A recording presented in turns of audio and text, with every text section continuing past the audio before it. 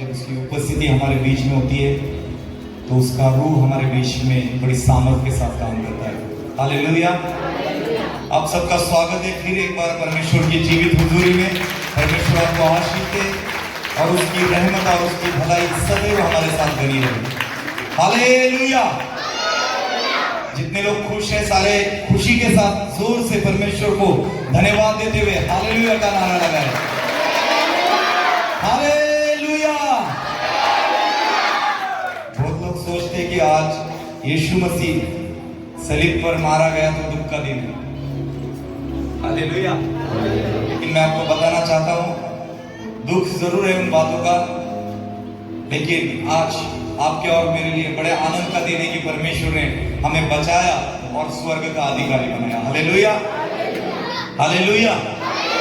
इसलिए पूरे आनंद के साथ हम वचन को सुनेंगे, विश्वास के साथ सुनेंगे और परमेश्वर की हुजूरी में आज परमेश्वर आपसे और मुझसे जो कहना चाहता है, जो बातें परमेश्वर आज हमें सिखाना चाहता है, उन बातों को ऊपर हम आज अपने मन को लगाएंगे। हालेलुया।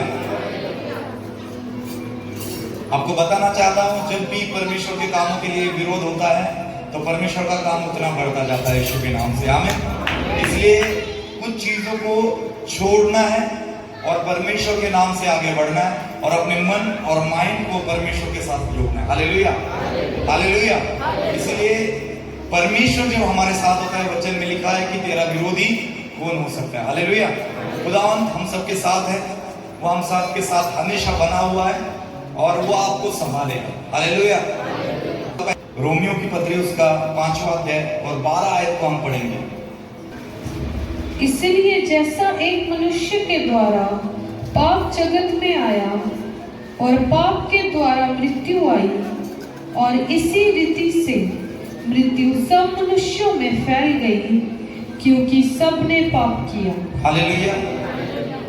आज गुड फ्राइडे हर जगह पे मनाया जा रहा है, उत्तम शुक्रवार, जिसको हिंदी में कहते हैं उत्तम शुक्रवार, इंग्लिश में कहते हैं गुड फ्राइडे। हर जगह पे आज कलीसिया एकत्रित होती है, उसकी प्रजा, उसके जन, उसके चुने हुए लोग आज एकत्रित होते हैं और परमेश्वर की उपस्थिति में आकर परमेश्वर की सहभागिता में शामिल होकर उसको धन्यवाद देते हैं कि प्रभु तूने जो बलिदान हमारे लिए दिया है वो सबसे उत्तम है। आज के युग में या पहले भी मैं कह सकता हूं कि कोई भी ऐसा बंदा नहीं मिलेगा या कोई ऐसा व्यक्ति आपको नहीं मिलेगा जो आपके लिए अपनी जान दे सके। हालेलुया। लेकिन केवल प्रभु यीशु मसीह वो मनुष्य रूप में उसने जन्म लिया, उसने आपके लिए और मेरे लिए वो सारी यातनाएं, वो सारी पीड़ा को बर्दाश्त किया और सलीब पर उसने आपके लिए और मेरे लिए जान दी ताकि आप और मैं बचाए जाए। जो इस गुड फ्राइडे को जब हम सेलिब्रेट कर रहे हैं, जब इस गुड फ्राइडे उत्तम शुक्रवार को जब हम परमेश्वर के भवन में आकर परमेश्वर की उपस्थिति में कुछ बातों को सीख रहे हैं, तो हमें ये भी सीखना है कि परमेश्वर हमारे जीवन से क्या चाहता है। कई बार हम उत्तम शुक्रवार या गुड फ्राइडे को जाते हैं, आराधना करते हैं, बहुत कुछ चीजें करते हैं। कई कुछ लोग तो रोते भी हैं, रो रो कर परमेश्वर को धन्यवाद देते कि प्रभु तूने मेरे लिए अपनी जान दी, तूने मेरे लिए अपना लहू बहाया, तूने मेरे लिए सब कुछ किया, बहुत सारी चीजें। लेकिन प्रभु इस उत्तम शुक्रवार के दिन, इस गुड फ्राइडे के दिन हमारे जीवन से क्या चाहता है, वो क्या चाहता है कि हम करें। क्यों उसने आपके लिए और मेरे लिए जान दी, क्यों उसने इतनी पीड़ाओं को बर्दाश्त किया, क्यों उसने इतनी सारी तकलीफों को बर्दाश्त किया, क्यों उसने स्वर्ग को छोड़ा। वो पृथ्वी का राजा था लेकिन वो गरीब होकर धरती पर आया। क्यों उसने स्वर्ग को छोड़ा और मनुष्य रूप में जन्म लिया। क्यों जब हम श्रापित थे तो हमारे श्रापों को तोड़कर वो खुद श्रापित हुआ और सलीब पर मारा गया। क्यों जहां हम पापी थे तो वो पापी बना और उसने सलीब पर आपके लिए और मेरे लिए जान दी। क्या रीजन था परमेश्वर को करने के लिए, उस कारण को हमें समझना है। जब तक हम उस कारण को नहीं समझेंगे, उस बात को नहीं समझेंगे और उसको हम फॉलो नहीं करेंगे, उसके अनुसार हम चलेंगे नहीं। मैं कहता हूं हम कितने भी गुड फ्राइडे मनाए, आप उत्तम शुक्रवार के दिन आए और परमेश्वर के सामने बैठे, व्यर्थ है। कि जब तक आप उस महान बलिदान के उद्देश्य को ना जाने कि प्रभु क्या आपसे चाहता है, प्रभु आपके जीवन से क्या चाहता है। हर साल आते हैं, हर साल हम भेंटे, हर साल ऐसे चले जाते हैं। लेकिन गुड फ्राइडे का सही मीनिंग वो है जब हम परमेश्वर की इच्छाओं को पूरा करते हैं। हालेलुया। जब हम गुड फ्राइडे के उद्देश्य को समझते हैं, प्रभु यीशु मसीह के जान देने के उद्देश्य को समझते हैं। उत्पत्ति का पुस्तक उसका पहला अध्याय और 7 आयत में लिखा हुआ है कि परमेश्वर ने मिट्टी से एक बंदे को बनाया, आदम को बनाया, अपने हाथों से उसको रचा और उसके नथनों में सांस को फूंका, उसको अपनी समानता, अपने स्वरूप में बनाया। उसके उद्देश्य को समझना है। परमेश्वर ने एक व्यक्ति को बनाया जिसका नाम था आदम। अपने हाथों से मिट्टी से एक पुतला बनाया परमेश्वर ने, अपने स्वरूप में, जैसा परमेश्वर दिखता है उस स्वरूप में मिट्टी से एक पुतला बनाया और उस पुतले को अपने हाथ से सुंदर बनाकर उसके नथनों में श्वास फूंक दी। जब परमेश्वर ने आदम को रचा, उस आदम को सब चीजों पर अधिकार दिया। आदम बाग में उसको रखा, उसको हर चीज पर अधिकार दिया। और जब उसको अधिकार दिया तब जानवरों को भी उसने नाम रखे, पेड़ पौधों को भी उसने अपनी इच्छा से जो नाम रखे होंगे। वो सारी चीजें उसको, सब कुछ उसको सौंपा गया था।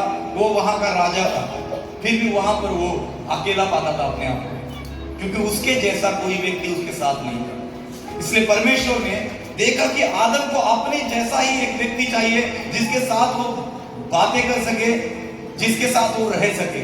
वो अपने स्वरूप के, अपने जैसा किसी को ढूंढता है उस जगह पे, लेकिन उसको अपने जैसा कोई नहीं मिल रहा है। तब परमेश्वर ने उसको गहरी नींद में डाला और उसकी फसली को निकाला, एक फसली को, और उस फसली से हवा को बनाया, एक स्त्री को बनाया। और आदम और हवा दोनों आदम बाग में रहने लगे। जब उनको परमेश्वर उनको रच रहा था, जब उनको बना रहा था, तो शैतान भी वहां से देख रहा था। शैतान सारी चीजों को देख रहा था। और शैतान ने, जब परमेश्वर वहां पर नहीं था, शैतान सर्प के रूप में आकर हवा से बात करता है और कहता, क्या परमेश्वर ने तुझे इस पेड़ का फल खाने से मना किया है? सब लोग मेरे साथ हैं। और जब वो कहती है कि हाँ, परमेश्वर ने मना किया, ना तो छूना ना तो खाना, तब पर वो कहता है कि अगर तू इस फल को खाएगी तो तू भले और बुरे के ज्ञान को पाएगी और तू परमेश्वर के तुल्य हो जाएगी। तब हवा ने लालच में आकर पाप में गिर गया और उसने उस फल को खाया और खिलाया, आदम को भी खिलाया, और इस प्रकार पाप धरती पर आ गया। अब आपको पता है, इस आदम को, जो परमेश्वर ने पहला जो आदम बनाया था, जिसको अपनी मिट्टी से बनाकर अपने स्वरूप, अपनी समानता में बनाया था, परमेश्वर ने अपने जैसा बनाया था। आमीन। उसके अंदर वो सारी महिमा थी जो परमेश्वर के अंदर महिमा थी, वो महिमा उसके अंदर थी। वो पवित्रता ही, वो सारी चीजें आदम और हवा के अंदर थी। लेकिन उनको एक आज्ञा दी थी कि इस पेड़ का आप फल नहीं खाना, अगर इस पेड़ का फल खाओगे तो मरोगे। उन्होंने उस आज्ञा का उल्लंघन किया, उस आज्ञा को तोड़ा और उस पेड़ का फल खाया, और उसके कारण पाप उन दोनों के बीच में आया। पाप ने बस्ती की। लेकिन परमेश्वर ने जो कहा था कि तुम मरोगे, वो शारीरिक तौर पर नहीं मरे, लेकिन आत्मिक तौर पर उनकी मृत्यु हो गई। और शैतान वहां पर विजयी हुआ, क्योंकि उसने दुनिया में पाप लाया और हर एक व्यक्ति पर पाप के कारण मृत्यु आ गई। समझ रहे बात को मेरी? पाप के कारण मृत्यु आपके ऊपर, आपके ऊपर, आपके ऊपर, सारी दुनिया के ऊपर मृत्यु आ गई। अगर आदम पाप नहीं करता, उस फल को नहीं खाता, ऐसा ही होता 100%, मनुष्य कभी भी मरता नहीं। आमीन। मनुष्य कभी भी मरता नहीं। लेकिन उसने उस फल को खाने के कारण सारी मानव जाति पर मृत्यु छा गई। अब मनुष्य की उम्र भी कम होती गई। जब पाप आया, पहले आदम देखो 900 कितने साल तक वो जिया, उसके बाद में धीरे धीरे धीरे धीरे धीरे आयु कम होती गई। और जब हम भजन संहिता में आते हैं तो वहां पर हमें पता लगता है इंसान की उम्र 60 से 70-80 साल तक ही जी पाए अच्छी तरीके से। और आज देखो, हम देखते हैं कि जैसे 60 साल हो जाते तो लोग, बंदा बूढ़ा दिखना शुरू हो जाता है, 50 साल की उम्र में भी बूढ़ा दिखना शुरू हो जाता है। और ये क्यों हुआ? क्योंकि पाप के कारण मनुष्य पर मृत्यु का श्राप आ गया।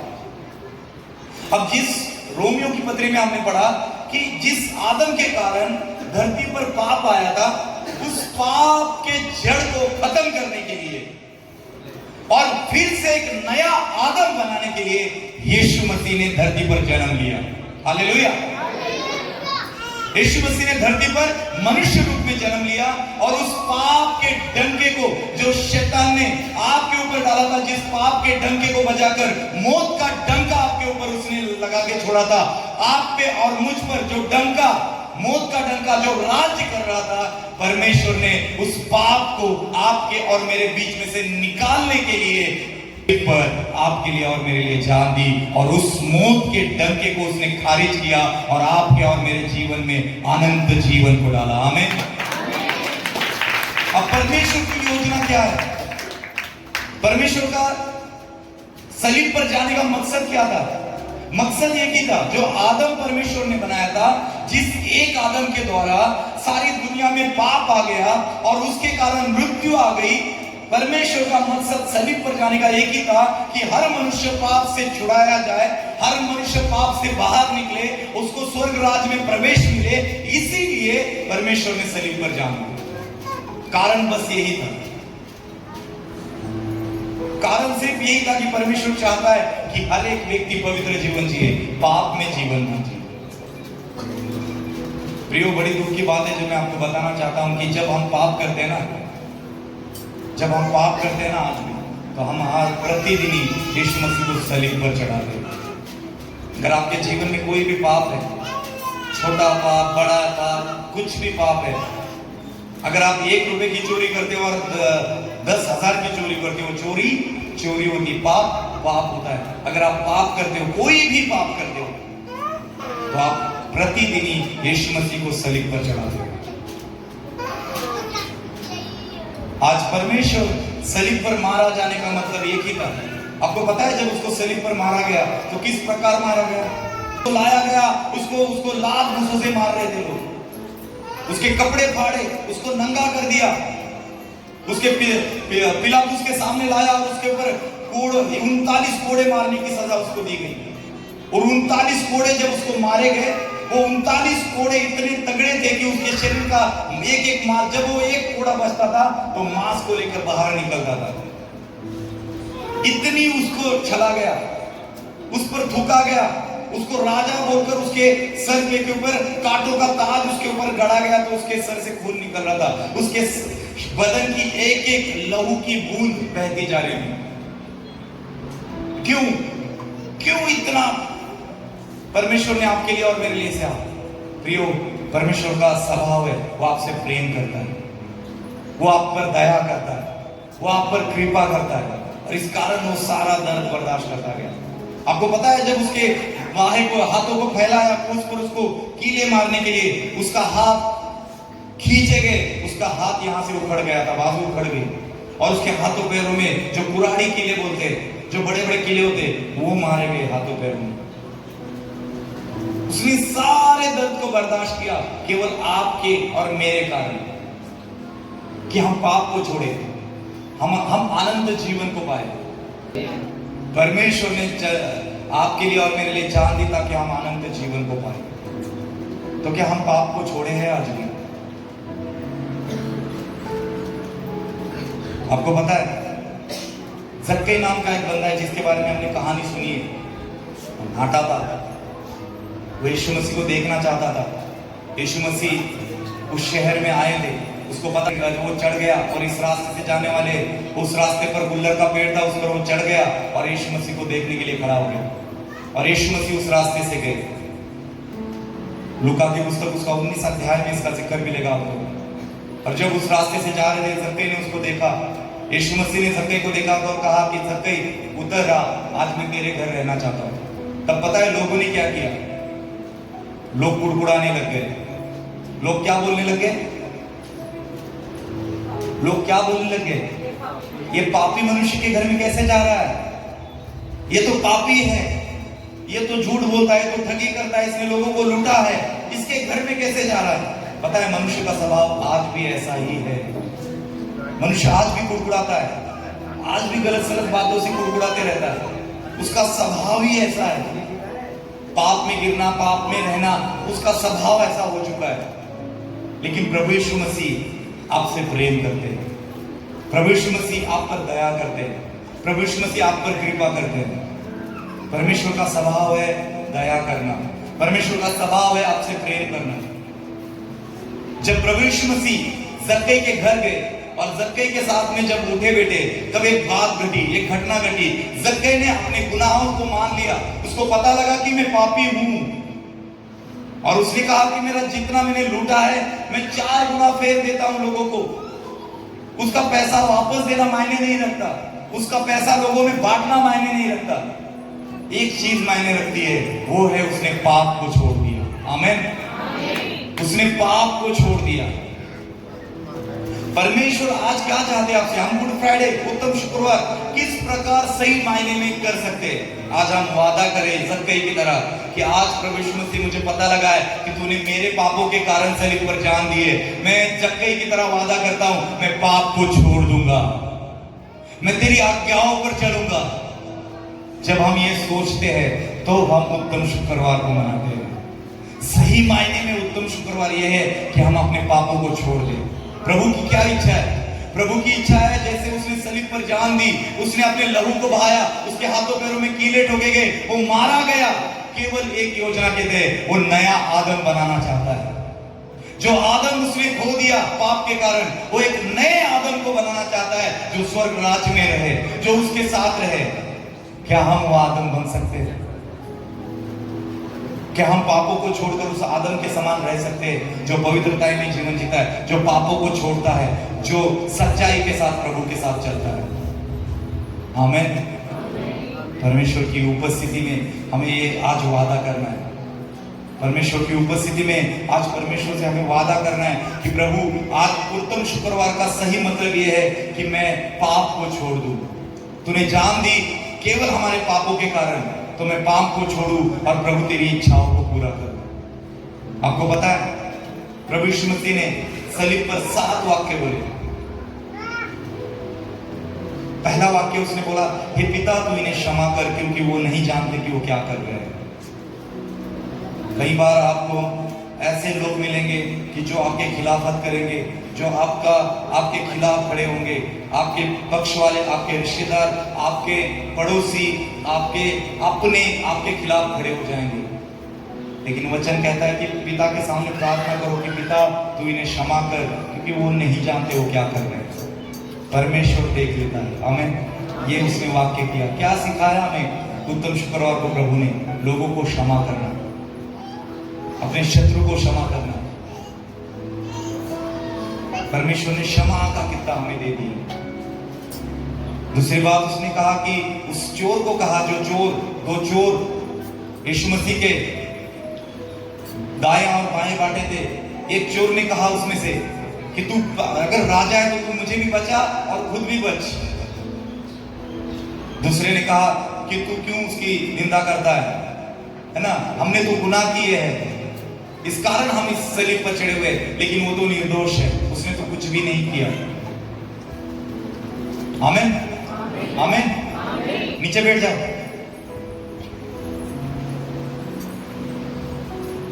हालेलुया।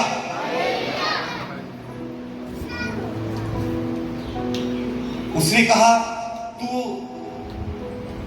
जब स्वर्ग राज में आएगा तो मेरी सुधि लेना, उस चोर ने कहा। तो प्रभु यीशु मसीह ने दूसरा वाक्य कहा कि तू आज ही मेरे साथ स्वर्ग लोक में होगा।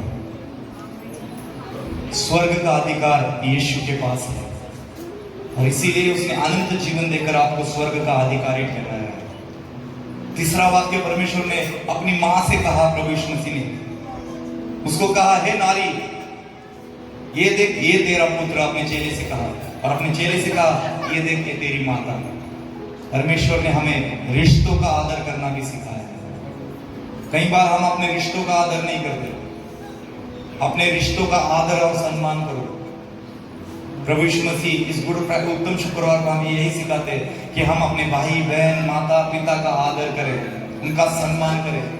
प्रभु यीशु मसीह अपनी माता का सम्मान करते थे और इस कारण उन्होंने अपने माता की जिम्मेदारी अपने चेले पर सौंप दी, क्योंकि वो जानते थे कि मेरी मृत्यु होने वाली है, मैं तीसरे दिन मुर्दों में से जी उठूंगा और स्वर्ग में लिया जाऊंगा, मैं दोबारा जब मैं आऊंगा तब मैं बादलों पर आने वाला हूँ। उसको पता था अब मैं दुनिया से अलविदा करने वाला हूँ, तो उसने अपने माता की जिम्मेदारी अपने चेलों को दे दी। रिश्तों का आदर करना, क्या हम अपने रिश्तों का आदर करते हैं? चौथी बात परमेश्वर ने कहा, हे परमेश्वर मुझे क्यों छोड़ दिया? प्रभु यीशु मसीह पापी बन गए थे, पाप के कारण वो सलीब पर चढ़े हुए थे और इस कारण पिता ने उनसे मुंह फेर लिया। तो प्रभु यीशु मसीह दुख के कारण चिल्लाते हैं, एलोही एलोही लमा सबखतनी, मेरे परमेश्वर मुझे क्यों छोड़ दिया? परमेश्वर हमें सिखाते कि पापों से दूर रहना। जब पाप हमारे जीवन में होता है तो परमेश्वर आपको छोड़ देता है। Hallelujah, hallelujah. इसीलिए पाप को अपने जीवन में ना आने दो। पांचवी बात, परमेश्वर कहता है मैं प्यासा हूं। आज परमेश्वर किन चीजों का प्यासा है? परमेश्वर ने किस चीजों की प्यास रखी है? वो रूह का प्यासा है। वो चाहता है हर रूह बचाई जाए। कितने लोग जो रूहें बचाने जाते हैं? छठी बात परमेश्वर ने की, अब पूरा हो गया। परमेश्वर ने, यीशु मसीह ने परमेश्वर की हर आज्ञा को पूरा किया।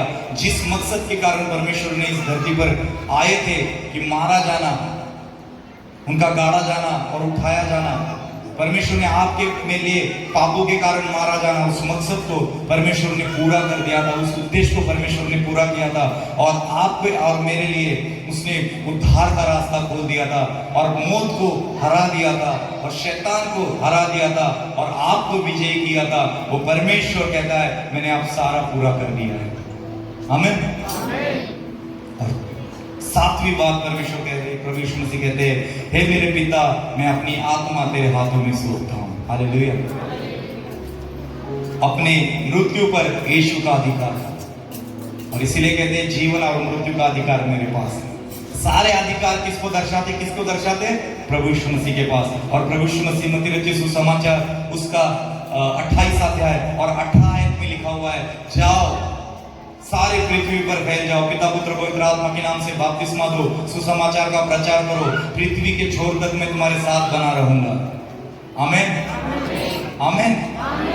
उस 18 में शुरुआत जब होगी तो आप अगर पढ़ोगे तो उसमें लिखा है स्वर्ग और पृथ्वी का सारा अधिकार मेरा है जो मैं तुम्हें देता हूं।